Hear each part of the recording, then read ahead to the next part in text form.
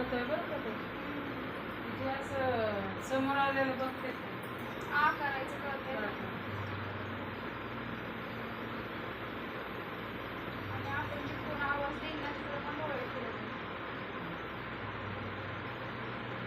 ते काय नाही सेम बाबा सारखे. बाबा बी पहिले सगळं खात पीत होते.